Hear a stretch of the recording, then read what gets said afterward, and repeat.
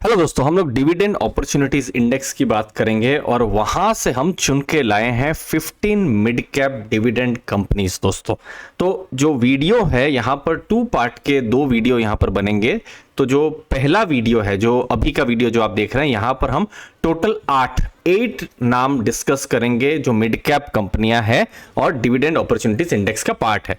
और उसके बाद में जो नेक्स्ट वीडियो होगा उसमें बाकी के 7 नाम हम डिस्कस करेंगे। तो total 15 mid cap dividend opportunities index की कंपनियों को हम कवर करने वाले हैं अगले 2 वीडियो में। एक वीडियो ये वाला है दोस्तों। तो पहला नाम है Canara bank. Dividend opportunities index का ये पार्ट है।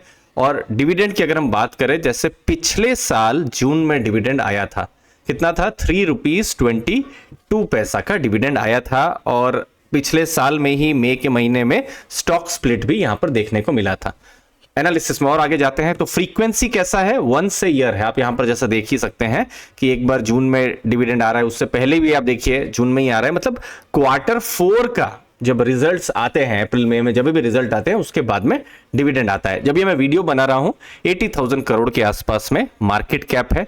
पे आउट देखेंगे 19% के आसपास है कैनरा बैंक का। और 3 ईयर का भी पे आउट ऑलमोस्ट सेम ही है, 19% का पे आउट है कैनरा बैंक की तरफ से। दूसरा नाम है दोस्तों कोलगेट पामोलिव।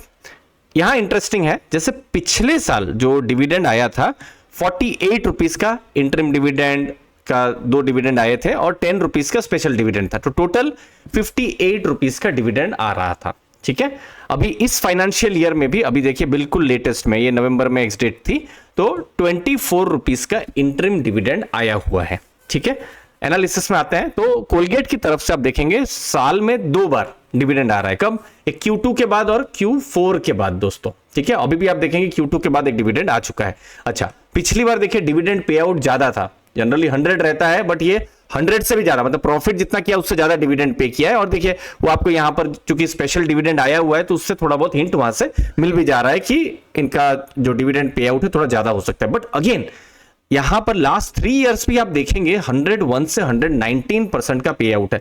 मतलब एक तरीके से आप मान लीजिए कि कोलगेट जितना प्रॉफिट कर रही है ऑलमोस्ट पूरा का पूरा वो अपने शेयर होल्डर्स के साथ डिविडेंड शेयर कर रही है दोस्तों। बहुत इंटरेस्टिंग यहां पर केस हो जा रहा है। मार्केट कैप अगेन 65,000 करोड़ के आसपास में देखने को मिल रहा है।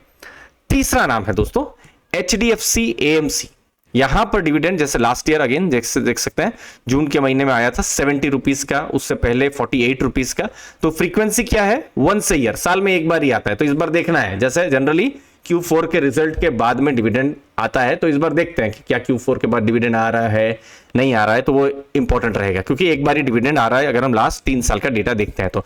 अगेन पे आउट कैसा है? लास्ट ईयर 77% पे आउट। पे आउट मतलब लेट्स से कंपनी 100 रुपीज का प्रॉफिट करता है तो 77 का वो डिविडेंड पे आउट यहां पर कर दे रही है। और यहां 3 साल में पे आउट का रेंज है 64 to 77%। और इंटरेस्टिंग चीज, पिछले 3 साल से पे आउट इंक्रीज हो रहा है। ठीक है, तो इस साल देखते हैं कि क्या पे आउट रहता है HDFC AMC की तरफ से। अगेन जब मैं वीडियो बना रहा हूं मार्केट कैप कुछ 85,000 करोड़ के आसपास में देखने को मिल रहा है दोस्तों। चौथा नाम बैंक है यहां पर। अगेन जून के महीने में एक्स डेट थी, लास्ट ईयर डिविडेंड कितना था? 12 रुपीज का। और उससे पहले भी देखिए 2023 जून में 8 रुपीज 60 और उससे पहले 6 रुपीज 50 पैसे का डिविडेंड था। तो डिविडेंड पिछले 3 साल में यहां पर इंक्रीज हो रहा है। फ्रीक्वेंसी कैसा है आप देख ही सकते हैं, एक बार डिविडेंड आ रहा है जनरली Q4 का जब रिजल्ट्स आते हैं उसके बाद में। और जून के महीने में जनरली हम देख रहे हैं एक्स डेट हो रही है। ये इंडियन बैंक की हम बात कर रहे हैं। पे आउट 19% का है और 3 साल का पे आउट भी ऑलमोस्ट 19-20% के आसपास है।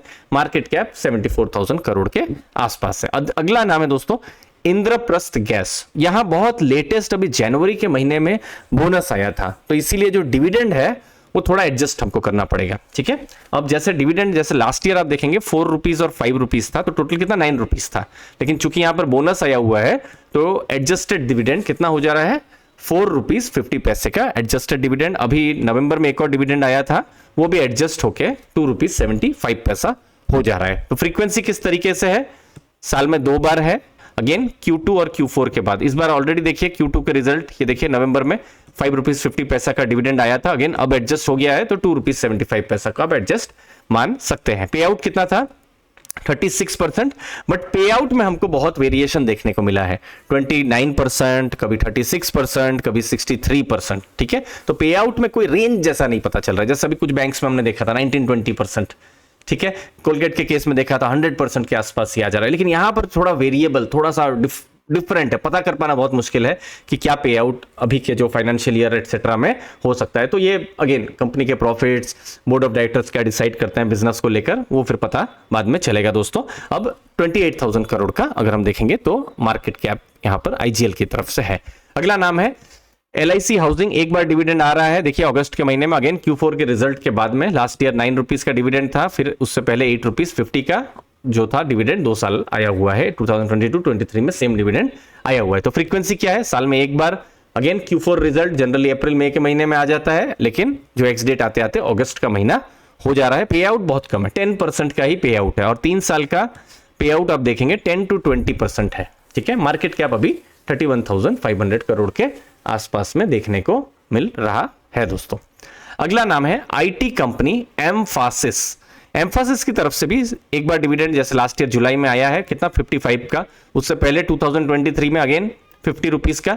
तो जो डिविडेंड फ्रीक्वेंसी है अगेन एम्फासिस की तरफ से, मिड कैप कंपनी, साल में एक बार डिविडेंड आ रहा है, और वो भी कब आ रहा है, Q4 के रिजल्ट के बाद में, और एक्स डेट आते आते जुलाई का महीना ऑलमोस्ट हो जा रहा है। बट यस, डिविडेंड बढ़ तो रहा है, 46 से 50, 50 से 55 यहां पर बढ़ तो रहा है दोस्तों। पे आउट 67% था लास्ट ईयर की अगर हम बात करें, और जो पे आउट की रेंज है 60 to 67% हमको देखने को मिली है 3 साल में, और 46,000 करोड़ का एम कैप एम्फासिस का देखने को मिल रहा है। अगला नाम है दोस्तों NHPC। अभी बिल्कुल लेटेस्ट में फरवरी के महीने में इंटरिम डिविडेंड आया है 1 रुपी 40 पैसे का। लास्ट ईयर भी आप देखेंगे फरवरी में डिविडेंड एक आया था 1 रुपी 40 का, और फाइनल डिविडेंड अगस्त के महीने में एक्स डेट आ गई थी 50 पैसे का। तो दोनों डिविडेंड को अगर आप ऐड कर देते हैं तो 1 रुपी 90 पैसे का डिविडेंड हो रहा है, किसका, NHPC की तरफ से दोस्तों।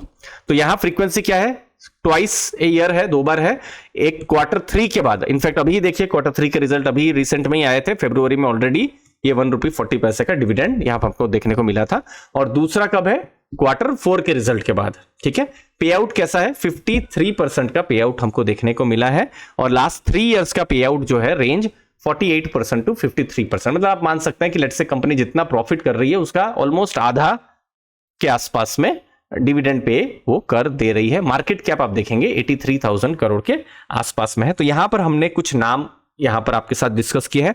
पार्ट 2 में और भी बहुत सारे नाम को हम लोग कवर करने वाले हैं, तो सब्सक्राइब जरूर करके रखिएगा। अर्ली फाइनेंशियल आजादी दोस्तों। और लास्ट में एक और इंपॉर्टेंट चीज, आप हमारे वाइब्रेंट टेलीग्राम ग्रुप को भी ज्वाइन कर सकते हैं, जहां पर dividend, passive income, latest mutual fund portfolios, mutual fund analysis और मार्केट इनसाइट्स बहुत सारा आपको देखने को मिलेगा दोस्तों। तो डिस्क्रिप्शन बॉक्स में आप हमारे टेलीग्राम ग्रुप की लिंक को भी देख सकते हैं। वाइब्रेंट ग्रुप है, आप ज्वाइन कर सकते हैं। मुझे उम्मीद है आपको वैल्यू जरूर मिलेगी दोस्तों। आपके कीमती समय के लिए बहुत बहुत धन्यवाद। थैंक यू दोस्तों।